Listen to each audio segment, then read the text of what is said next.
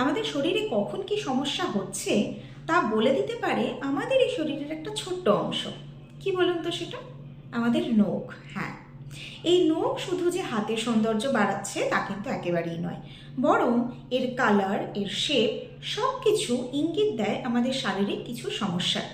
কিভাবে বুঝবো কি কি পরিবর্তন আমাদের সমস্যা ডেকে আনতে পারে? চলুন সেটা একবার দেখে নিই। অতিরিক্ত সাদা বা ফ্যাকাশে নখের কারণ হতে পারে আয়রনের ঘাটতি বা অ্যানিমিয়া। চামচের মতো বাঁকা নখের কারণ আয়রনের ঘাটতি বা থাইরয়েড বা হজমজনিত সমস্যা। হলদেটে মোটা নখের কারণ হতে পারে ফাঙ্গাল ইনফেকশন, ডায়াবেটিস, লিভারের প্রবলেম বা থাইরয়েড প্রবলেম।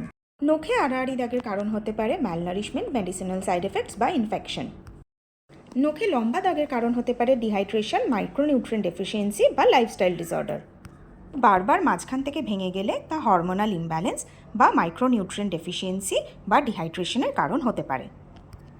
নখে ছোট ছোট সাদা দাগের প্রধান কারণ হতে পারে কিছু ফাঙ্গাল ইনফেকশন অথবা মাইক্রোনিউট্রিয়েন্ট ডেফিসিয়েন্সি। নীলচে নখের কারণ হতে পারে শরীরে অক্সিজেনের ঘাটতি, যা প্রধানত কার্ডিওভাস্কুলার ডিজিজ বা ফুসফুসজনিত সমস্যাকে ইঙ্গিত করতে পারে।